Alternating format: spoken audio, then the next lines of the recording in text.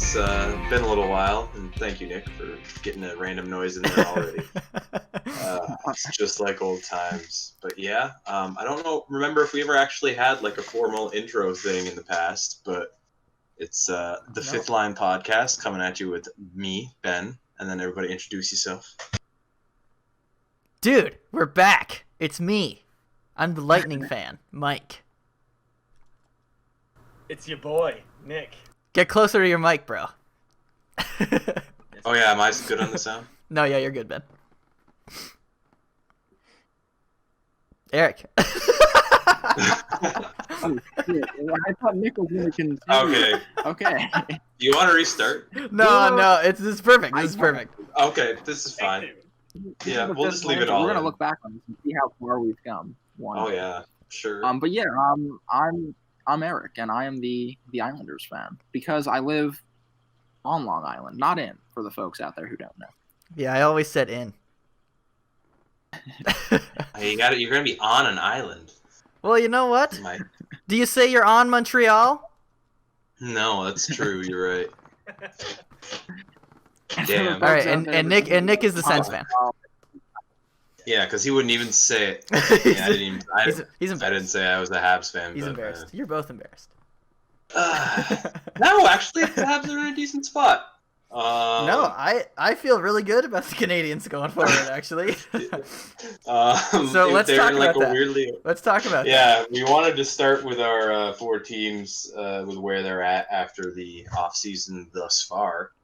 And I'm kind of happy about the Habs for the first time in quite a while. It's nice. I don't know what's going to happen next season, but they look like they could be pretty killer. I don't know. I mean, yeah, they have all the tools. Yeah. I think. It's not so much that any of the additions that they made this year or this offseason so far are like any major game breakers, but it's the fact that now they basically have 3 second lines as their first 3 lines and then a third line as their fourth. In terms of the level of the players. So I guess I think the Toffoli signing is big. Toffoli, yeah, I know you don't, but no, I think it's big in who he pushes down. Like that's what I'm saying. Both Toffoli and Anderson were big on who they push down the winger depth chart. Like they are good, but then it also makes the lines behind them good. But actually, Eric, as the resident part LA Kings fan, what do I have to expect from Tyler Toffoli? But dude, I don't know. See, the thing is, I kind of, to be honest, I forget the Toffoli Kings days. Other than the one Toffoli memory that will always stick with me is against the Bruins, that goal that he scored with point seconds left or something. Yeah, that was him, wasn't it? Yes. Yeah, I know that's a super specific moment, but just watching Toffoli play on Vancouver, I mean, that was that blew my mind because when the Kings had their playoff runs and their cup runs, that's when you saw that kind of Tyler Toffoli with the playmaking ability. So I just think in terms of playmaking and just finishing, that's the player you need. Yeah. And from everybody that I've been reading on him has said that he is very much so a two-way player. And I know that if you are that, then Claude Julien will love you and will use you so he'll get his chance, I'm sure. I'm interested to see what he's gonna bring. He's like a tough guy too, right? I feel like I've seen him scrap a couple times. I don't know if he's really that's his main brand, but I think he can handle his own. Yeah. Okay. Less thrilled about Joel Edmondson for that deal. 4 year. I think it's 4 years, $3.5 million a year or something like that, or it might be reversed. It might be. It's not good. It's not good. I felt bad for you at that deal, but yeah, I mean, you can't even really say it's that short because that's the term. That's either just under or just over the half of the limit. Yeah, and Jake Allen though is probably one of the things I'm most excited about to see how it's going to allow for Carey Price to get some rest and be more so a rested Carey Price to be able to play maybe not quite to the level he was in the bubble playoffs, but can be a lot closer to that if he's not playing 70 games a year. And Jake Allen is easily the best backup goalie that Carey Price has ever had since Peter Budaj. It's been 4 or 5 years since Budaj's been around, so. Yeah. I mean, they're Habs are looking up. They're looking up. And there's a whole lot other than that I could probably talk about, but I don't want to spend like 15 minutes just yapping about the Habs. So. All right, Nick. What were you gonna say, Nick? Yeah. I was just gonna say your Edmondson contract is 4 years, 3.5. Okay. There it is. Yeah. So that's bad. Yeah. No good. Yeah. And I'm not gonna lie, I hope Josh Anderson can be something. Dude, oh my days. 7 years is a lot. I mean, it makes sense in the sense that the reports were saying once Bergevin acquired his RFA rights, he was saying, all right, I'm going to take a year, and that'll bring him straight to UFA, or I'm going to get the full. And I suppose if you just traded for an asset like that, you don't want to risk losing him. I don't know. Yeah, 7 years is such a long time. Especially for a guy with, 4 points? I think it was 1 goal last year. 1 goal. I mean, it was an injury-riddled season for him. But... Yeah. I mean, I mean, he terrorized the Lightning in the 2019 playoffs. But so if he gets back to that, if he stays healthy, he might be. He is something the Habs haven't had on the wing for a while, in terms of a big power forward type, in a really long while. Probably since John LeClair. Your team's been very, very small for a very long time. Yeah, it's been a bit. So who knows? See what he can bring. But like I said, I don't want to have this entire episode just be me rambling about the Habs. So I guess we'll throw it over to Eric. What do you think about your Islanders so far? That was they really didn't do anything other than they lost Devon Toews to Colorado. Okay, so it's the one thing that's funny about that. I just love watching the Avs, so I'm kind of in one sense like pumped that Toews like legitimately gets a shot at the cup, and I can confidently say that he has a shot at the cup. I mean, yeah.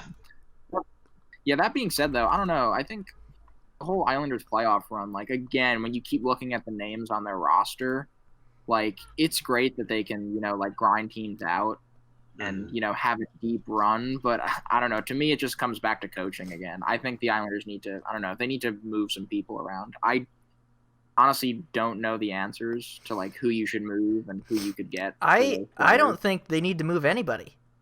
They really? Yeah. I mean, you got, excuse me. You got to the Eastern Conference Finals with that team, and you ran into the Lightning, and you took the Lightning to 6 games, and this is the Tampa Bay Lightning. Yeah. Like I don't think you have to. I don't think you have to move any. I don't think you have to make any moves. You do, however, have to sign Matthew Barzal. Yeah, that is one thing that's on the list. Yeah. So I was gonna say that's the next thing I was gonna bring up. But so here's the thing though, right? I do agree with that in terms of like I don't think you'd have to move many people around, but in terms of like who's the game breaker though, because Barzal got snuffed out by Tampa. So who's your game breaker? Who's the guy on the power play who scores a big goal? I think that'll have to be. That's probably JG Pajot. Sitting in front of the net, right? Yeah. That's one thing I was gonna say. They did most of their off-season work at the trade deadline. They got Jean-Gabriel Pajot and signed him for how many more years? 1, 2, 3, 4, 5, 6 more years at $5 million, which isn't too risky because he's 27. So I mean, so that's he's coming off that contract at about the time you'd want him to be coming off a contract. But I don't know, like the thing that I think about most, at least watching the Islanders in the playoffs, was just like their power play and their lack of ability to like generate any momentum with their power play. Their penalty kill never really like worries me too much.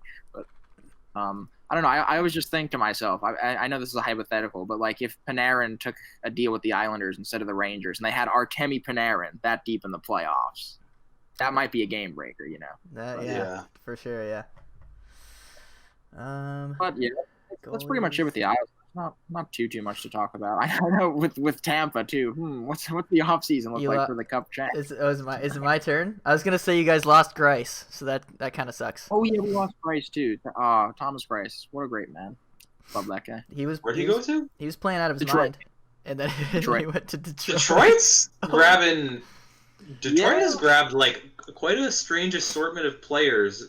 Like they actually might be trying to do something. But Yes. Well, that's it is Stevie Y, my boy Stevie Y.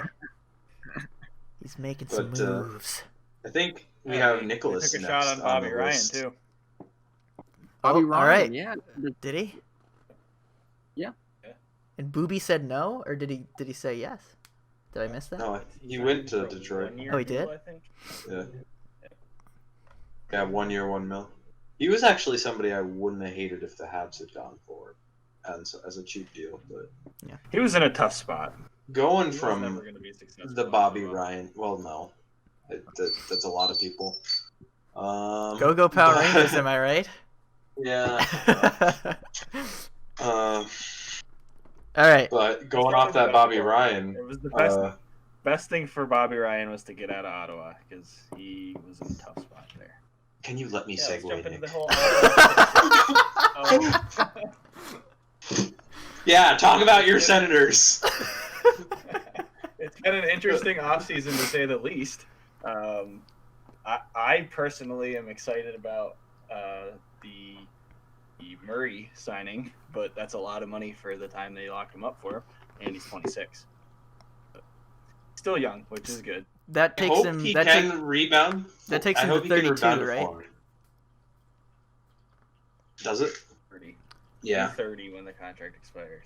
Oh, okay. 30 or 31. Yeah, but I hope don't he know. can return to form for your sake, Nick. But I would say he was about 60% of the reason that the Habs actually got to play the Flyers this bubble playoffs. It was about 60% Matt Murray and about 40% Jack Johnson. But Who's still in the league, by the way? I don't fucking get that. But I think Wait a he. minute. I mean, Real. sorry. I don't know. You know, he's still so young that anything can happen with him, and he's obviously way better than Craig Anderson ever. I mean, not ever was, but he's better than what Craig Anderson is now. So I was gonna say Craig Anderson did some dirty things to the Habs over the years, but But True, the Sens are not in a good spot still. Everybody talks about, not everybody, but the stuff I'm reading is they're talking about how good they're going to be, and I'm not looking at a very good roster right now, considering they're still. Give me 1 second. They are, $17 million under the cap floor right now. Wow. I mean They got they're a gonna little be bit like to do. they're gonna be like 21st in the league instead of 28th. Yeah, and they got they made a couple signings. They locked up Colin White last year, but they got Dadonov down for 3 years, Connor Brown down for 3 years. As tough as this offseason was, they dumped so many experienced guys off that roster. So, I'd still say their Let me biggest Let W. me just read this list for you for a second. Sure. Duclair's gone, Clark MacArthur's gone. Well, Clark MacArthur, I don't think has been playing. I think he's been on injured. I think he's been at LTIR. I don't think he's been playing for a few years. But anyway, sorry. Ron Haynes, he's gone too. No. There's a handful of guys that were key to this team for a little bit, experience wise, and now they're gone. And I still see that Duclair's still out on the market and he's representing himself, so they still have a shot back at him, maybe. But That's an interesting choice. I don't think that's where he's going to go. I'd love to see it. Your big free agent signings are Evgeny Dadonov and Austin Watson. And Nice. Nikita It's Zaitsev, not- they locked him up. Yeah, and then Nikita Zaitsev is on that team too. They re-signed him? Austin. They re-signed him? They signed him for 4 years, 4.5 years. Ugh! Why? 4.5 for another Because they 4? had- What? Because they got money to burn one and they needed to get to locked up. 60 million or whatever it was. I guess, but Christ, after Thomas Shabbat, their decor, after Thomas Shabbat is Nikita Zaitsev, Eric Goodbranson, Mike Riley. Ooh, shout out Mike Riley. He was with the Habs for a couple years. He wasn't very good, though. Josh Brown, I don't even know who that is. And then Christian Wolanin, which I've heard the name, and I just like Wolanin, but I know he's on a $900,000 contract. Sanderson kid? Just got the Sanderson kid out of the draft? Yeah, I honestly don't know enough about any of this year's draft class to be like if he's going to be something that's going to like come up the first year. I don't know. I think he'll probably be like a half season, like running a half season. Unless they don't have an AHL, at which point. Probably. Yeah, that's the other strange wrinkle. I don't know what that's going to do. But you have anything else about your Sennies there, Nicholas? There's also the fact that, our genius owner, his statement last week about being a cup winner in the next 4 years. Oh, is there someone up with Eugene Melnick? Is he crazy or something? I don't know, just a little bit. Dude, he escaped out of the loony bin. The Ottawa loony bin. About that. The Ottawa loony bin? They stuck him in there, and then he escaped. I've personally never been a big fan of Pierre Dorian, but the more I see how crazy Melnick is, he does as good as he can for as crappy of an owner. Pierre Dorian has any control in that situation. Yep. I don't really have a whole lot to say. It's a shit show to say the least. I'm personally excited about Matt Murray. There's a lot of people that aren't. There's a lot of goalies that were out there this year that they could have tried to go after that are way better. It is. Yeah, I'm curious. Yeah. Wait, what goalies are actually still free agents? That's for later. Very many. Can I also just point out that the total right now for Ottawa's forwards, like cap hit wise, is just under $25 million.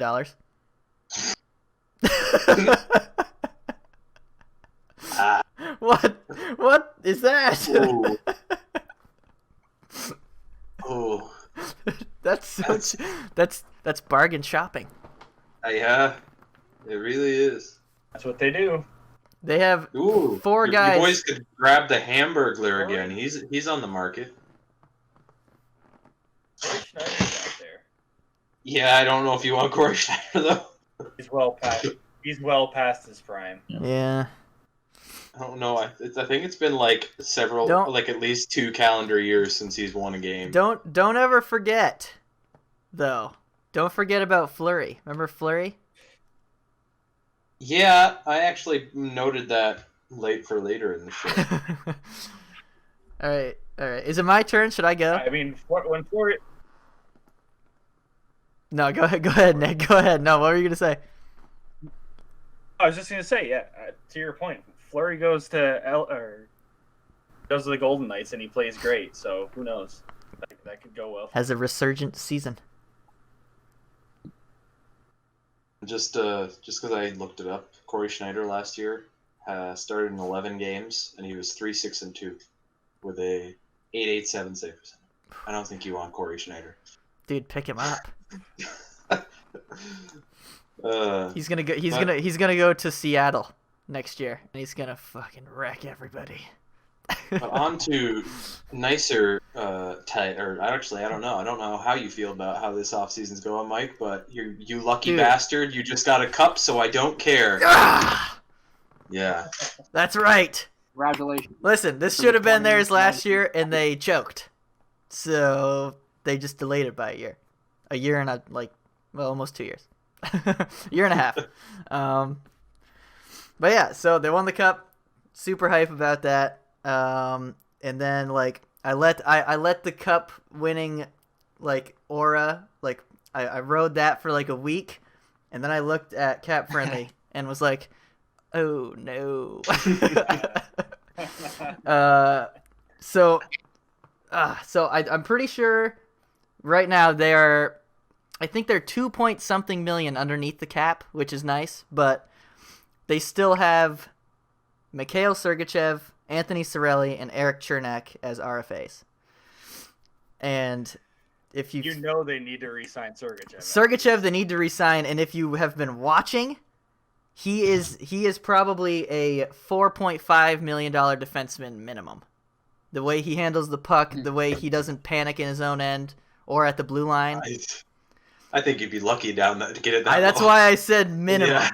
Yeah. The only reason I say that is because a lot of these guys, look, Tampa's I think it's pretty clear at this point. That's also, true. A lot of players have taken less. Tampa's to stay there. no state income tax, and it seems like it's a fun place to play because Braden Point is making 6.75, and we all know that's not what it should be. Yeah. He's one of those kind of guys though that I wonder now that he's got the cup down there and he was on that cheap deal, if like once that runs out, I don't know if he's staying in Tampa, but maybe not, but he's there for what is it, 2 more years, I think. 2 more years. Actually, he would probably still be in RFA years at that point. He'd probably still be fine. Let me see. I bet you Sergachev, I bet's gonna go for at least 5 because Tyler Johnson's got 5, Kaloran's got 4.5. Tyler Johnson shouldn't have 5. That's who they're trying to deal Johnson, which is who they should be. But nobody claimed him off waivers. Nobody claimed him off waivers for free. They can't. And the thing is, he's not a bad player. Like he's not a bad player. He's just not a $5 million player. And nobody has $5 million to spare not at this Tyler point, Johnson no. this year. No. So like this. Well, actually, yeah. Why didn't they? Melnick doesn't like paying people. Yeah. That's what I was thinking. I was like, yeah. But he also, I don't know. God, the Senators need a new owner. Anyway. But yeah, I was like, I don't know why nobody picked him up off waivers. Like Ottawa, Detroit. Yeah, that still doesn't make any sense. Feel like they could use him. He's a good player. He had 31 points this year on the Tampa Bay Lightning. Put him on Detroit, he's probably got 60+ points.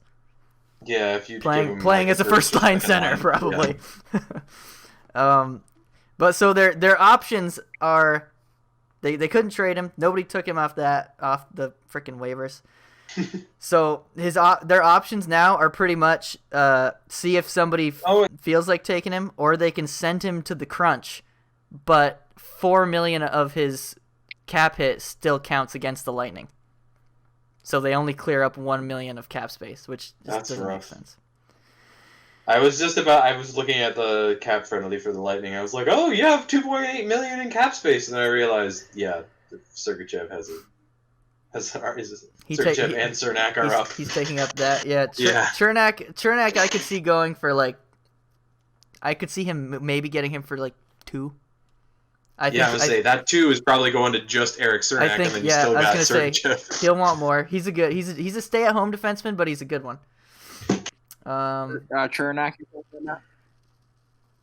Yeah, he had a fantastic postseason or bubble season, I should say. Yep. I mean, he played really well. He really did. Well. Really, what needs to happen for you guys to get Sergachev back is you got to get the Johnson contract off the books. It's either the Johnson contract or the 3 players that they were talking about trying to deal and get rid of the cap space were Johnson, Alex Killorn, and Yanni Gourde. Killorn, I actually heard a little grumble about Stamkos too. I heard rumbles about Stamkos too, but I mean, I know why you would say no to that as a Tampa Bay Lightning fan. I was about to go into that.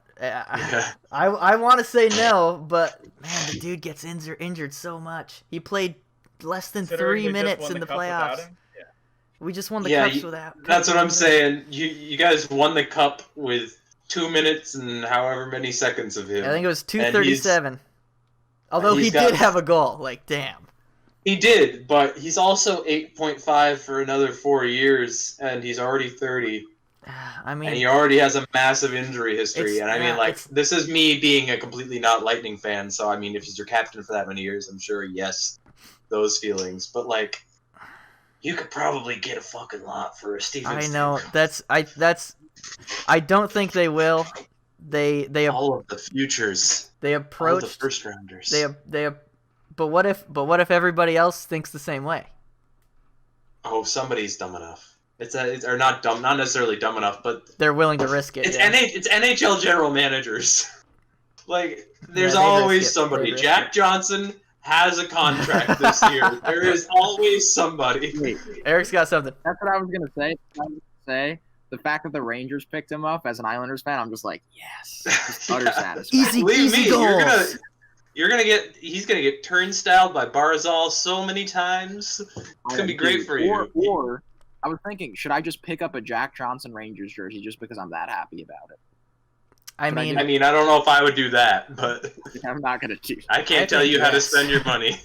Now, you know what would be funny though, if I'm trying to think of which one of my friends who's a Ranger fan, like which one of their birthdays is coming up, because I can get together with some Islander fans. We can get them a Jack Johnson jersey. that's a Should good just idea. be fantastic. Now that's the play. Yes. Like a Rangers jersey? Who's on the back? Oh. Yeah. That's the play. We have. Are you still talking about the Lightning? Just one last one. The last RFA is Anthony Cirelli. I don't know how much he'll. OG's him too. What?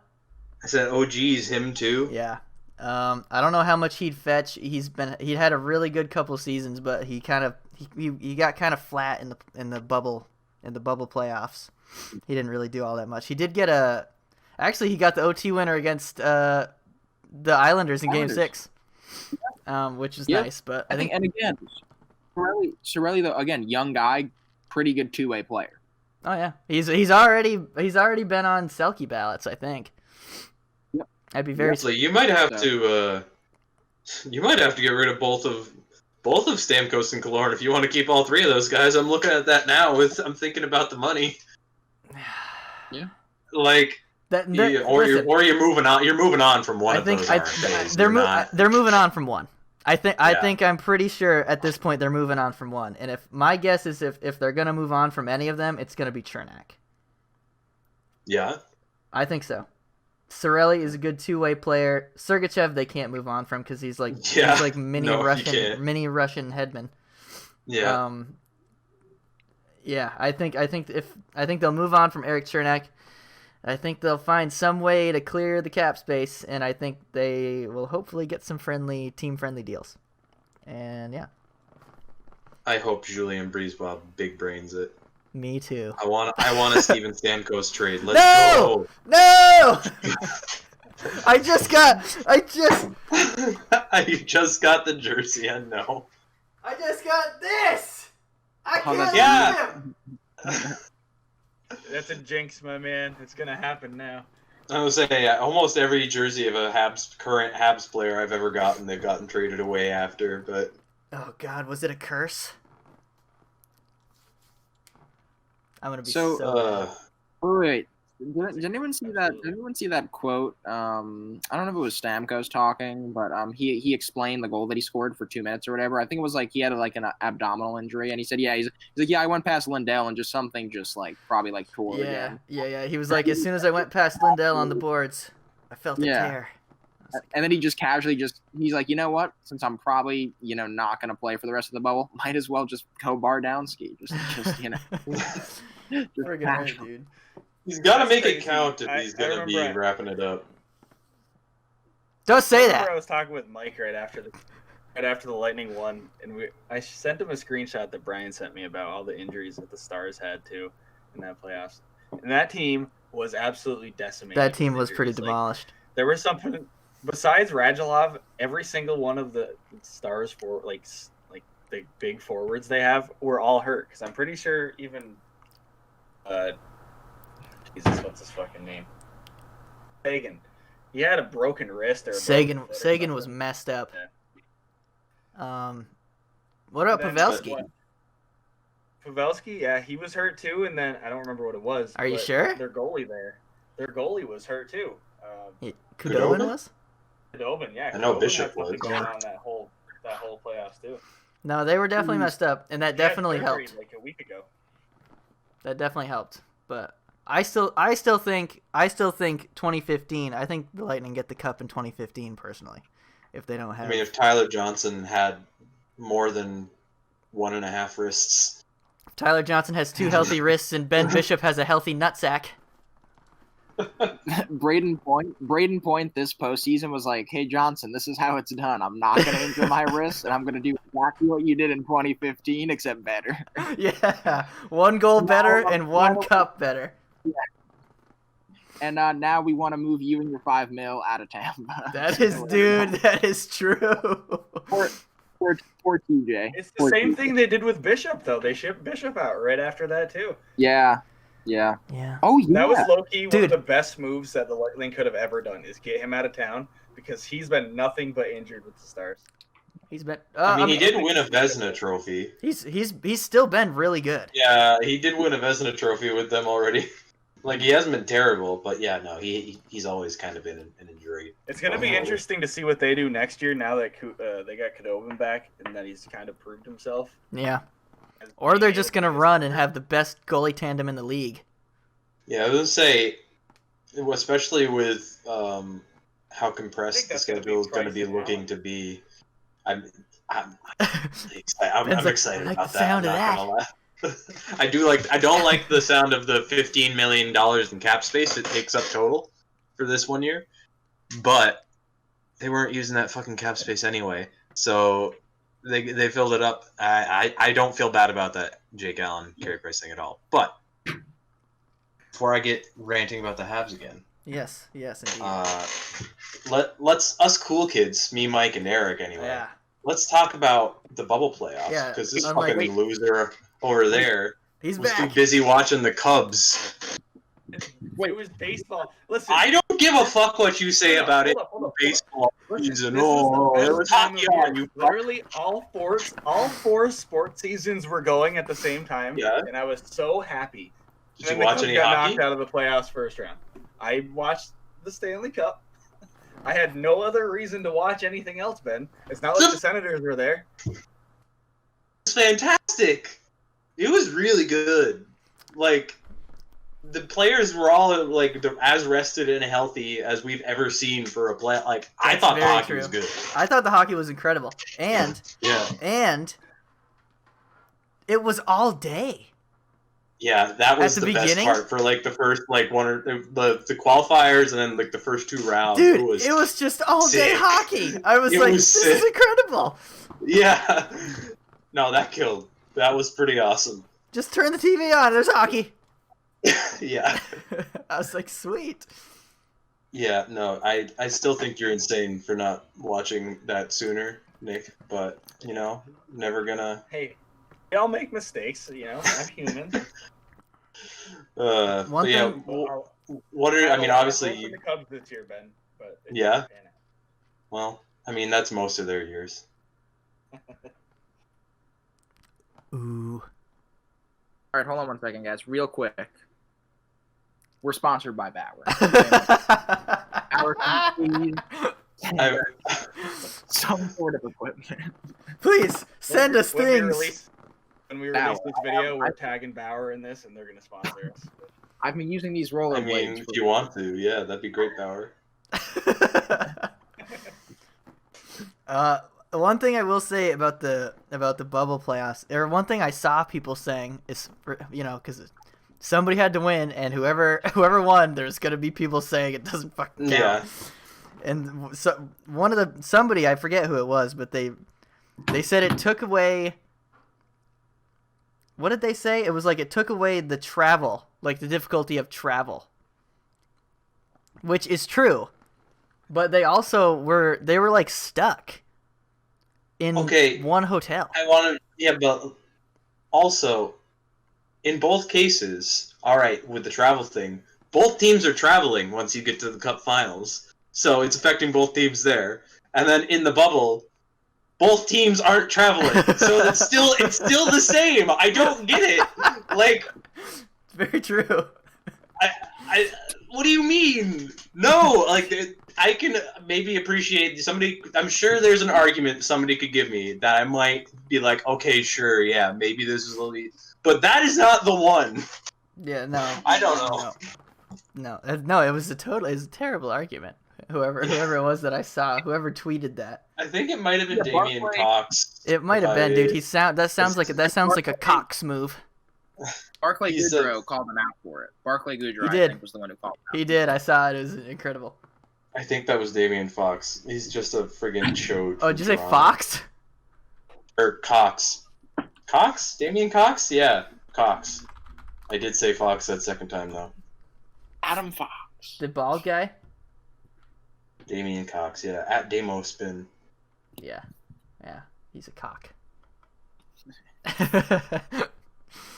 But yeah. No, it was just so nice, like, because it was pretty deep into quarantine days when by the time the hockey came back. Yeah. And it was so nice to get any hockey back at all. But then, like, I watched the Habs win that series against Pittsburgh. I was at home for that game, the clinching game, and I was watching the Habs win a playoff series in my, like, old family living room, and, like, just cheer. Like, it was just such a nice play. I was like, this is, like, the happiest moment I have had of 2020. This is so strange, but I love it. And it was just a fun couple weeks I got with the Habs, especially because even in the Philadelphia series, they were outmatched to holy hell, but, like, they still could have fucking had it. I'm still a little annoyed because there was a couple. They outplayed them in most games except for the first one, and they still lost, which gives me hope because they actually brought in a couple finishers like goal scorers this offseason. So maybe if you actually have some people to pass to, I don't know. Yeah. Who knows? But yeah, it was nice to get a little bit of Habs hockey in the middle of the summer out of nowhere. It was fun. I had fun with it. Yes, Alex Lafreniere would have been nice, but also I don't think you see all the free agent signings that the Habs got this year. I don't think you see that happen without Suzuki and Kotkaniemi going in against Pittsburgh and Kotkaniemi more so against Pittsburgh, and then Suzuki against Philadelphia was lethal. So the bubble was fun. I liked it. I also. I'm sure you liked it, Mike. I also enjoyed it. I enjoyed it too. Actually, speaking of that, so, I mean, this is kind of crazy, but this is the first time in my life that I saw the Islanders like play in a conference final, and that's like really awesome. Oh yeah. That's the first time It a lot that I've seen that happen. So, that was even though they didn't win it, just seeing them get there and again beat Philly and Washington, right? Yeah, that's the other thing. They kicked the shit out of Washington. Yeah. I always knew Islanders were good. I was still surprised though. Yeah. Like Washington, I don't know. I think that was partially a Holtby special. Yeah, he wasn't great. Yeah, no. So that was just like what you were saying, Benny, reminded me of that. Like, yeah, like so cool seeing like the Islanders make it that far in the playoffs. Also, against Philly, that Game 7 against Philly was one of like the best Islander games I've ever seen. And also surprisingly, the one who started off was Scott Mayfield, who broke his stick at the end of Game 6. That's what led to like the OT winner. Philly scored. Mm-hmm. And he makes a nice move at the point, and he just rips it post and in for the first goal of that game. Oh, that was awesome. Posting in is forever and always the best way to score. It really is. But yeah, the bubble hockey was tons of fun. Yep. Maybe you'll tune in next time there, Nicholas. Hopefully there's no bubble hockey ever again. But... Well, yeah, actually, you know what? That's true. Yeah. Hopefully you won't be tuning in. Good point. Tune into the regular playoffs then. Damn. Oh. Having playoff hockey. Not only having playoff hockey, having like 20 games a day for like not that many, but no, it was fucking lot. It was like 4, right?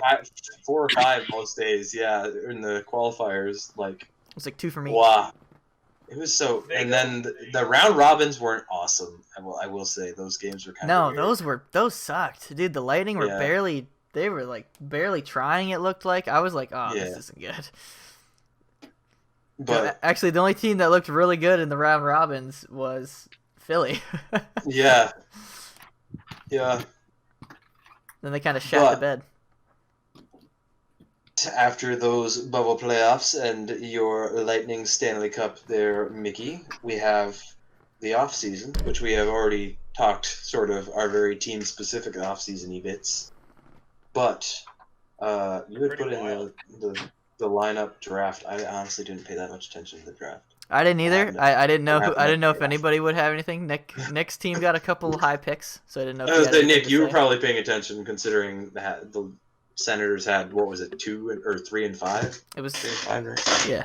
Yeah, 3 and 5. I'm blanking on the kid's name they got at 3. Stetzel. Tim Stetzel. Stutzel. However you say it. Yep. Stutzel. Yeah, I didn't think a whole lot of him right when they picked him, but the more I've looked into him, the more I look like that kid looks good. I think he's gonna. Considering he just had wrist surgery because he broke his wrist, that's not a good thing either. So he's not even going to be ready until at least January. And then they got Sanderson for another defenseman. So it looks promising. I don't know if either of those guys are NHL caliber. Like, they dropped in Kachuk right after they drafted him and just played him with no AHL experience. But I don't know. I don't think these guys are ready. And plus, he's coming from Russia, Germany, one of those places. I think he's German. So he doesn't have any, Western hockey experience. Yeah, that's true. I don't know. I'd be nervous about that broken wrist already. Yeah. He hasn't even gotten into the big leagues yet. Yeah, that's not an awesome start. I'm not gonna lie, I don't ever really pay attention to the draft that much unless the Habs have it's like a top 5 pick. Because I don't know anything about junior players, so I don't even if I'm looking into it, I'll be like, I'm sure that looks awesome. Like Habs got Caden Gould at 60. I'm like, yeah, defenseman, cool. I'll know in 2 or 3 years if he's good. You can tell me then. Yeah, because it might not ever pan out. Like these 2 guys that Ottawa just got. I hope they do. They were 3 and 5. I hope they do too, but stranger things have happened in the past, and they could sit in the A for years before they come up. So, or forever. Forever. That's right. Really not, but hopefully not. All right, and then next in the list we had so many goalie changes because there were a lot of fucking my goalie days. changes. My days. There were so many. I think. I see you have a lot written there, Benny. There's a extensive list that I just saw too. Yeah, There's a lot. I kind of copied down just a few that were the most intriguing to me, starting with Braden Holtby to Vancouver, which I don't think is that shocking. I'm not in the sense that I'm not shocked that Vancouver brought in like a veteran for a couple of years. Because I didn't think they were ever going to commit long-term to Markstrom when he's already 30 and was going to be fetching the contract he was when they have Thatcher Demko and they have another goalie prospect. But Thatcher Demko, anyway, as somebody young that's waiting there. A guy like Braden Holtby, who he's been really bad lately, I think does make a lot of sense if you can bring him in for a couple of years to be like just sort of a mentor, bridge the gap to Demko. I think that makes a lot of sense. I think they got a lot worse around their net in just about every other facet of their team. Yeah, dude. But they had some interesting things that they did. I don't know what the fuck they're doing otherwise, but I don't know. They're still a couple million over the cap too. Yeah, I will. But also, Holtby's last 3 seasons save percentage .907. .911, which and then .897 last year. Oh. Yeah. Yeah. So who knows? I mean, it is Braden Holtby. He has, I think, he's got at least 1 Vezina. I think he might even have 2. I think he got the nickname Holt Beast for a reason. So. Yeah, like he could be decent. Oh, my goodness. Yeah. I don't think the work they did around their net is going to help them in that regard. Yeah, I don't know. They lost a lot. And next is going to be probably the strangest thing to see on the ice. There's going to be a lot of strange changes in jerseys. But yeah, But definitely. this is Henrik Lundqvist wearing a Washington Capitals jersey. Yeah, that's. I called it, which I'm gonna. You did call it. You I did tweeted call about it. it like a week before, and I think I had told it in like a conversation even before then with. Was it you? I saw the Might have been tweet. I somebody saw the else. tweet, Because I thought he was gonna retire. but here's the tweet, and yeah. Yeah. I was just insane, dude. Yeah. No. But like. 1 year, 1.5 mil. I mean, his last 3 seasons, 915, 907, 905. Mm-hmm. But I also think that has a lot. It is actually. Actually, yeah. But I think a lot of that has more to do with the fact that also kind of coincides right with when the Rangers said they like went into a self-proclaimed rebuild, and it's like not the strongest Rangers teams he's had in front of him. And he only had 26 starts last year. I think he's a goalie that functions a lot better when he gets more work. And I think he will probably get a fairly split season with Ilya Samsonov next year is my prediction, in that Ilya Samsonov still is fairly young and new in the league.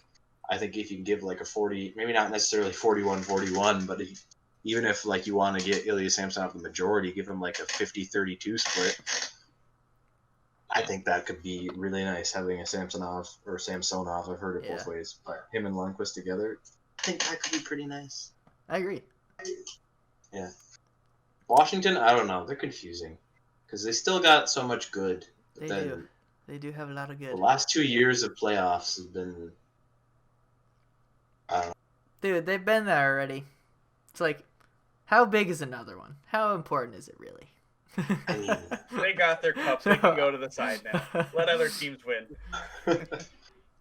that's the thing. Whenever I hear Pittsburgh Penguins fans or Chicago Blackhawks fans complain like about anything to do with the playoffs, I'm like, you gotta wait till at least like 2025, 2030 before you're allowed to be mad. How long's it been? How long's it been for the Canadians? Since '93, so it's 27 years. 27 years. The Sens never. Sens have never. The Island longer. It's like mid '80s, right? Early to mid '80s. 84. Yeah. So, fuck you, Mike. That's the best part about being an Island and being my age. Everyone's like, "Yo, 4-year dynasty," and I'm like, wasn't even a thought then. So. Yeah. That's like the thing. Like, yeah, most Stanley Cups. Fuck yeah, let's go. Yeah, I've been won 27 years. Fuck. That's funny. Like that meme where it's the guy celebrating like 3 podiums down from the top. That's Habs fans, right? That's Habs fans every year. Yeah. But Actually, we lost. Real quick segue. Sorry, you mentioned the Capitals and doing poorly in the playoffs. They were quick to jump on Peter Laviolette, right? It's the new head coach. Oh shit, I forgot about that. Yeah. Yeah. So that's what I like. He's proven himself. I think right when he went to Nashville after Trotz left, he got them into the playoffs. What, a couple years, right? He was their coach during the Cup run that they made with Subban, which is still that's the saddest I've ever been about the result of a series that didn't involve the Habs. Yep. But has he ever had a cup? I feel like he had a cup with the Hurricanes. Yes, he won it with the Hurricanes in 2006. Yeah, 6. There we go. I was like, huh.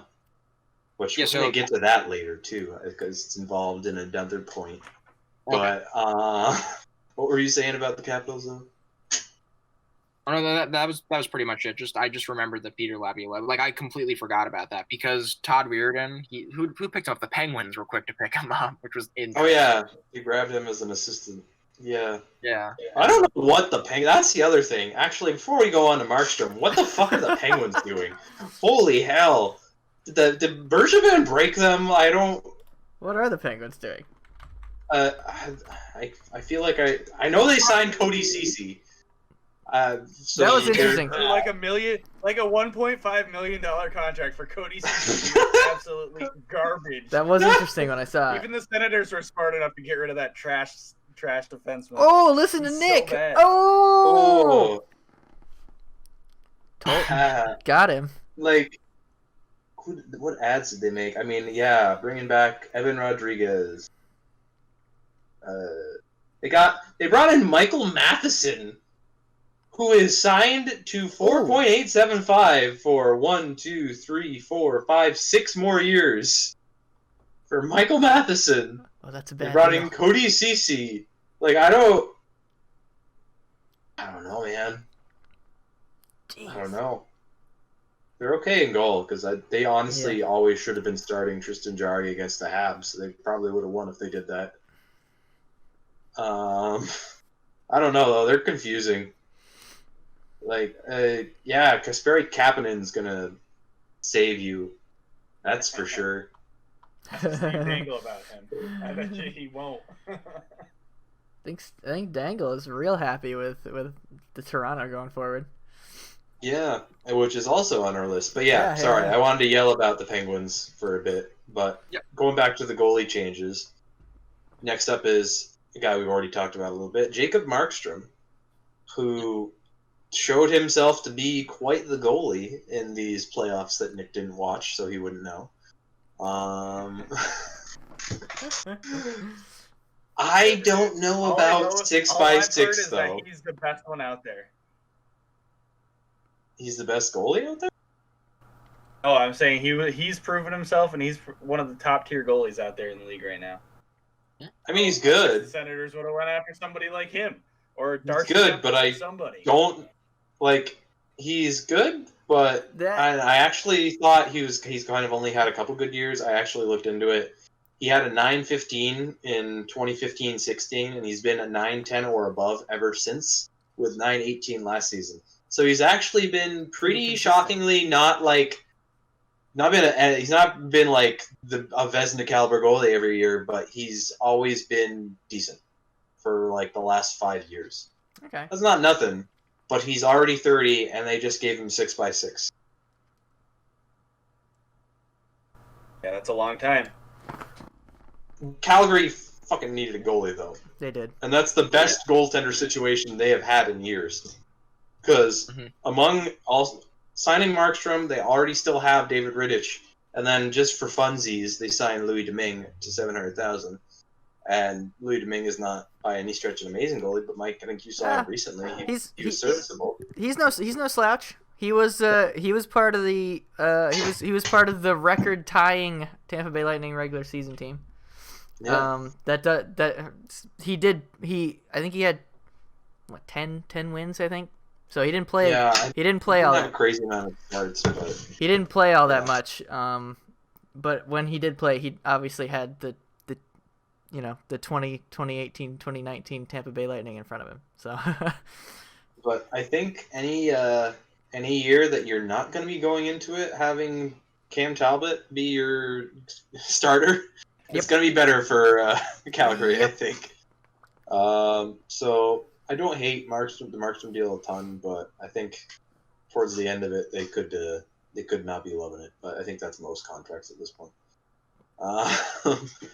Yeah.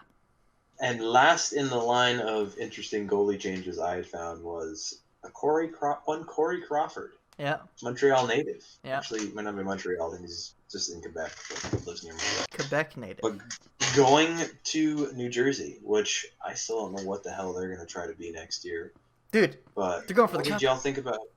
I mean, hey, who the fuck knows Talking anymore? About Corey Crawford opens up a whole can of worms that I know that is next actually, or is almost next. Yeah, but. 2 years by 3.9 mil for Corey Crawford, who that's pretty damn good. His last 3 years of stats on some pretty garbage Chicago Blackhawks teams. Not garbage, but I mean they're not good. They were 23rd in the league this year. They and the Habs were the two bullshit teams to make the playoffs. But on those teams, he was a 9.29. Never say what. That's something that I thought we would never see with the The team's had so many good players for so long. Yeah. And now they're just falling off the cliff. I mean, It's inevitable for any of these everybody teams. It's going to happen at some point. Everybody happens, yeah. falls. Just imagine the day when the Lightning in Toronto, all their superstars get old. Well, Toronto You're still doesn't perform. I was gonna say Toronto still needs to actually do something first. Like, but yeah, that's a whole other discussion. It's gonna be very weird when we get to a league where the Tampa Bay Lightning place outside the top 2 in their division. I think it's really good they got their cup this year because I think past like the next like 2 or 3 years, it's gonna be you're gonna be wrapping it up. They're gonna go back down to the slumps, and they're gonna start building their way back up. But Corey Crawford had a 929, 908, and 917 on the Blackhawks the last 3 years. Very capable goaltender still. Yeah. On those Blackhawks. Wow. Yeah. So like he's a very capable goalie still. If that's a PK cheap contract. If PK Subban cannot be a shell of his former self like he was last year, I still think he could be good again. Like I don't understand what last year was, but I think he can recover from that. But I think he gives the Devils something, I guess. But like I don't really know what else they got around. Like, what are the Devils doing? Anything? I haven't heard much. Nico Hischier, Travis Zajac. Just bringing up their cap friendly right now. My boy Travis. Oh, Zajac. they got Andreas. They got Andreas Janssen. Yeah, that looks like that's been their one thing. Well, and Corey Crawford. Yeah. Oh, they took. I think they grabbed Dmitry Kulikov. I forget who they grabbed him from. But I thought they. Yeah. But he was with the Jets for the longest time. They still got a fuckload of. Okay, New Jersey's not done yet. They still got 17 million cap space, and they got barely a roster. They're not done yet. You guys want T Dick?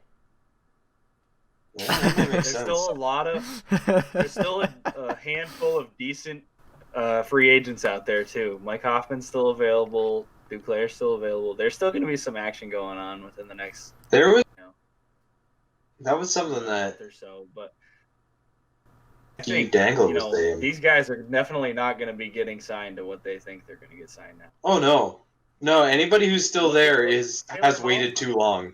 Yeah, way too long. They're gonna get those 1-year prove it deals, and who knows where the money's at next year. Taylor Hall. Yeah, I think that's why. I think that's why Taylor Hall probably, which confusing is. I want a whole different story. I think. I want to win. Taylor Hall is going to be. I think you know what Buffalo's going to do with Taylor Hall, and this is just from what my boss is a big Sabres fan. One of the other guys I work with, like that sucks too, and I think he's going to be trade bait right at the deadline. They're going to trade him and because the Sabres are definitely not a cup contending team. Well, no. So why? How many more teams are gonna? How many more teams are gonna give up lots of draft capital at the trade deadline for Taylor Hall again, for him to come in and not do anything in a playoff series again? Like, it's gonna happen though. It's just it looks like I'm sure it's going to, but like, it all depends on the year he has. But I gotta say, a line with Eichel and Taylor Hall is a little bit scary. Yeah, no, like Jack Eichel's finally feeding somebody or getting fed by somebody who's actually like a good player. And if so that's something new for him. Jeff Skinner. My girlfriend's but... favorite player, Jeff Skinner. But he's why? I think it's because he's cute. I mean, he is kind of cute. But... He is. He looks like a friggin' boy. Isn't he signed to a fucking ludicrous contract? Isn't he like 9.5 a year? I don't think it's that much. It was big. I don't think it's 9.5. That's Cooch. That's Cooch money. No, it's not. Excuse me. It's not 9.5. It's 9 flat. Jesus. Yeah. Oh my God! It's so long. Yeah. Yeah, I don't know if there's more after signed this, him but to it a goes max, until what, at 2 least years 2026, 27. Jeez. Ah, They signed him to a that's max 2 years ago. Wow. Kyle Poso at $6 million still that hurts a lot too. I feel bad for Kyle Poso. His decline was more so injuries and everything than it was anything. Dude, come on. Kyle Oposo, legendary Islander. Love Yeah. that guy. He got his Islanders money legend. though. Yeah, he was Oh, man. pretty good for the Isles. Like honestly, he was a pretty consistent. Like the old Islander days, like the players I grew up when I first got into hockey watching, like him, Tavares.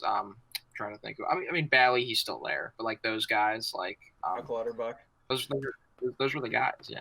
Okay. Well, I don't know if we got to talking about Taylor Hall Corey and the Crawford. Sabres from Corey Crawford, but let's bring it back around to the Chicago Blackhawks and them formally acknowledging that they are attempting a rebuild.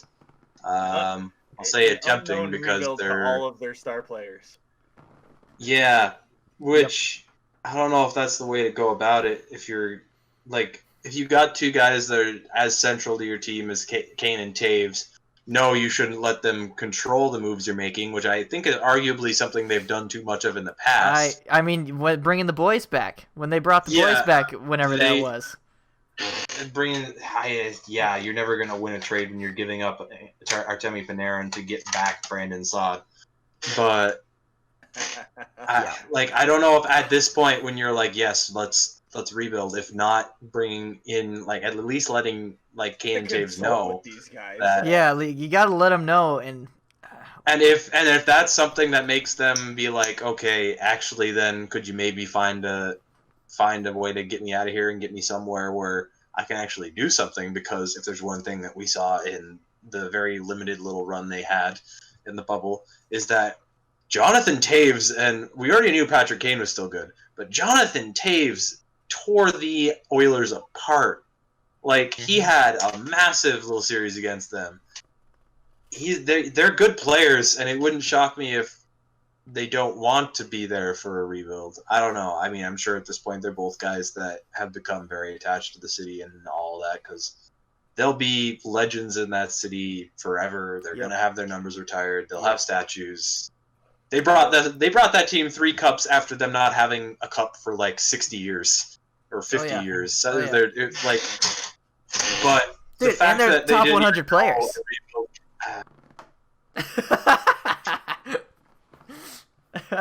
Kane, sure. Taves, Yeah, and Keith definitely not.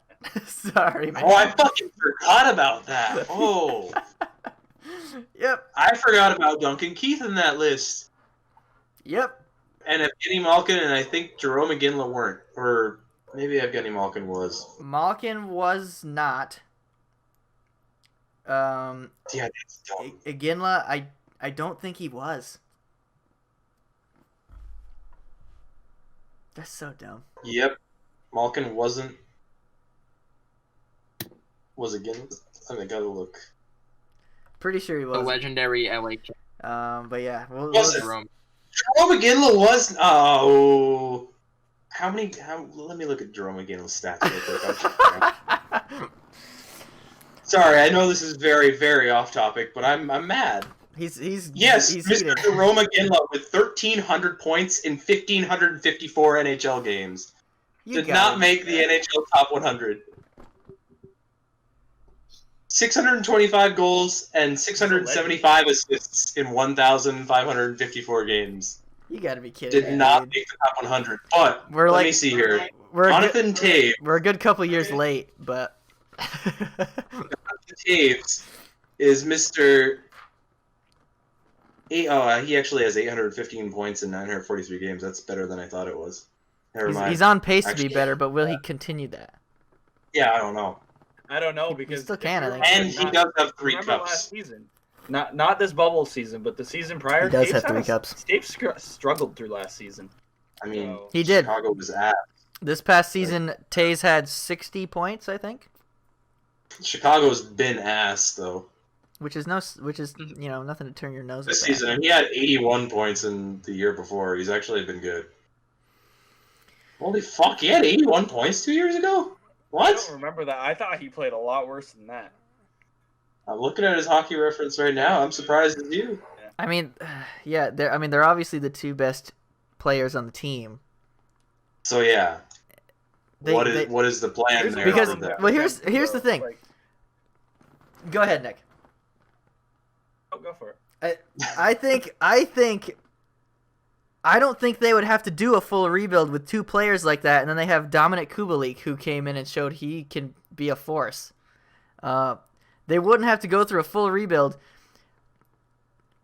if they had just held on to Crawford and made other changes. Because now their goalie situation, oh my God, is it dire? Yeah, isn't it Chris or they're the most experience they've got is coming from your Subban. boy Malky Subban. Yeah, With that's not great. his career is 66 games played, 30 wins, 23 losses, 7 OTs, 2.97 goals against, and a .899 save percentage in his career. And last year his stuff was worse. True. What the fuck are they gonna do for a goalie? They're gonna use that practice board that you shoot at to practice aiming. They're gonna Also- throw that in the net. What are you doing saying you're rebuilding and then going out and losing the Brandon Saad trade again?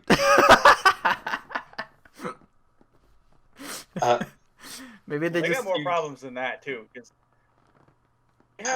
they still have Brent Seabrook on their books, who I don't think is ever going to play a game ever again. That's fine. He's on LTIR. That doesn't count against the so he cap. doesn't It's the count risk against is the if he does come back, and there's actually rumors he might.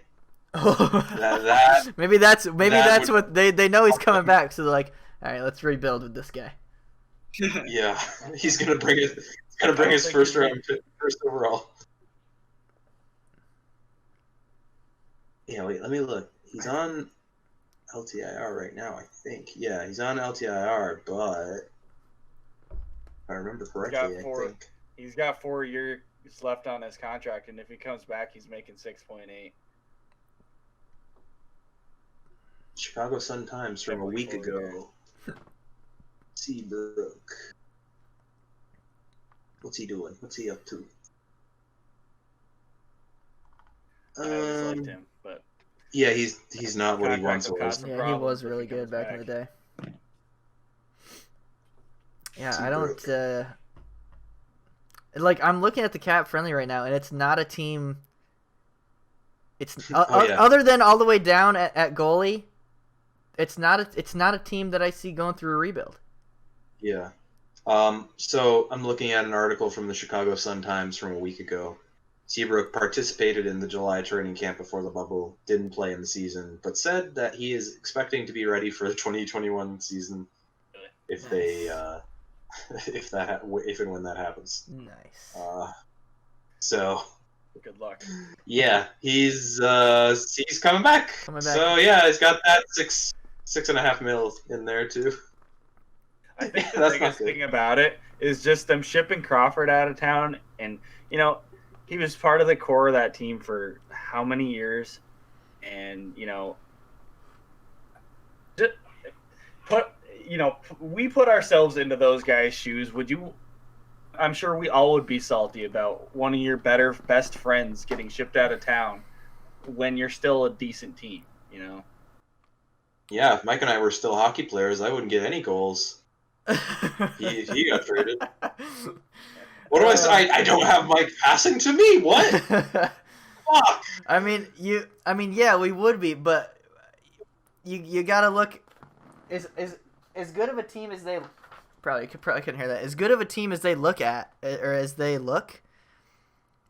The last 20, the 17-18 season, the 18-19 season, and this past season, they placed 13th in the conference, 10th in the conference, and 12th in the conference. So they were having a shite time. They're still not that good. That's the thing. Like they're not. They they're didn't. not They awesome. definitely didn't get better. You're looking They're at their an cap. aging- You're looking at their cap friendly. You got Patrick Kane, Jonathan Taves, Alex DeBrincat, and Dominic Kubalik as the first four forwards. But then if you keep looking after that, there's some interesting pieces there, I guess. Dylan Strome is up as an RFA right They're now. just and an he's aging probably gonna team be like that 3 have or a 4 lot of mil. money tied up in old guys. They're Yeah. an aging team with Yep. old guy contracts. Yep. That's the thing. They only have 5.213 mil in cap space, and they still have to sign Dylan Strome. And I'm not positive, but I think he's gonna get at least probably like 3 or 4 mil if I remember correctly. I think he's actually been having a good couple of years. Well, he had 51 points 2 years ago in 58 games. Then he had 38 points this year in 58 games. Yeah, so that's not bad. he'll probably take like 3 or 4 mil of that 5 in cap space, and you still need a goalie. So what are they gonna do? Especially if Seabrook's coming back and that money's coming back on the books. What the fuck are they gonna do? They're gonna shit their Oh pants. no! There isn't many goalies left. Like we talked about. I think there's a couple. And Darcy Kemper was talked about possibly getting shipped out of town from Arizona, but he's got like $4.5 million on his contract too. So he's not going to be Just absolutely boned if Seabrook comes back though. Yeah. That's what I'm. Yeah, what are you doing? Oh, maybe they are getting rid of one of Kane or Taves. What? Maybe, yeah. Because that would solve a lot of problems. They're at 10.5 a year. Maybe that's what happened. Maybe they shipped Corey Schneider out, or Crawford. Sorry, I just looked at Corey Schneider's name. Yeah, they shipped Crawford out. We're like, hey, by the way, we're gonna rebuild, and then one of them was like, all right, then get me out. Yeah. One of them sees the writing on the wall. Yeah. I don't know. I bet you saves out of it. I think some weird things could happen with the Blackhawks before this next season starts. Because, well, there's Keith there too, who's there for quite a bit of money, but I don't know that anybody's taken 37-year-old Duncan Keith for 5.5. I don't think so. As much of a beast as he was in his day. Yeah. I don't know. I also don't ever watch any Chicago at all ever, so I don't really know. If any Chicago fans are out there and want to tell me he's still amazing, then sure, maybe. Sure, we'll have that argument, but we'll gladly disagree with almost a 40-year-old defenseman. So. All right. So how about a team on the other end of the spectrum? In the Vegas Golden Knights. The Vegas Golden Knights, who are forever and always in on every free agent signing ever, and then still somehow find a way out of it always. I checked; they're only $974,000 over the cap. That's it. And I don't think they have any major UFAs or RFAs left to re-sign. I think they've already done all that. Let me check. They got Thomas Nosek, Alec Marti. Oh wait, sorry, looking at the wrong year. No, they're all done. Yeah. So you just got to get rid of a league min contract somewhere. They're fine. Yeah. They're fine. Yeah. Some fucking how they're fine. I'm surprised I'm honestly surprised they haven't really tried to deal Fleury. Yeah, they have gone ahead and their owner even came out and said, no, we're going to go into next season with both of them, which isn't the worst idea. If you can have a tandem of Marc-Andre Fleury and Robin Lehner for a full season. I guess that's true. You're not in the worst spot. But also, if somebody comes to them and really wants Marc-Andre Fleury and gives them a really good package for Marc-Andre Fleury, and you can get Marc-Andre Fleury $7 million for the next 2 years off your books, I'm sure they're not going to be like, well, no, we already said we're not going. Yeah. If something comes to them, they might do it. And that would be a real quick way to fix your cap space problem and also open up a whole bunch more. So, yeah, no, it wouldn't shock me if Fleury still might go somewhere, because I think there's still a lot of teams that need goalies. So, well, Chicago. Yeah. Fleury, but they're not taking a $7 million contract. That's the whole thing. Damn it! That's the thing. I don't know what Chicago's going to do for goal. That I don't fucking know. They gotta get rid of some money, and they gotta do it fast. I mean, they're gonna get rid of, dude. the hell? I gotta go back. Actually, if Brent Seabrook is healthy enough to play hockey this year, it wouldn't shock me if he goes somewhere like a Detroit or an Ottawa where they need to hit the cap floor and they need veteran bodies. Although maybe not Ottawa because that's a lot of money to pay a guy. And Melnick won't do it. So. I don't get excited about these high talent free agents because I know that there's never a chance for these guys to go there. So. Yeah. Yeah. But yeah, no. They friggin' upgraded from Nate Schmidt to Alex Pietrangelo and are somehow still fine. Although, 8.8 until 2026-27, and he's already 30. So he's going to be 36. He's going to have 4 good years. 37. 37, yeah. You better hope you get 3 or 4 good years. With a a full no-move clause as well. He's not like a smaller defenseman. He's a big-bodied defenseman like Nate Schmidt. Like he's not. He goes. Thing is, he's never really fallen off in terms of production. I think I looked at this when that signing happened, and I was surprised by how like consistently good he's been. It's been nuts, I think, when he brought up his hockey. But here's the thing about the Nate Schmidt trade.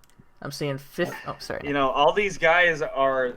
They were the misfit toys of everybody else's team when they picked them up at the expansion draft back whenever that was. Mm-hmm. And now they're like, oh, well, the team's like, well, we can upgrade and ship you out of town and pick up Alex Pietrangelo. And they're talking about doing this with a bunch of other players, too. I even heard your boy Pacioretty in discussions about being shipped out of town, too, Ben. I mean, I'm not shocked by that. He was once again invisible in the playoffs.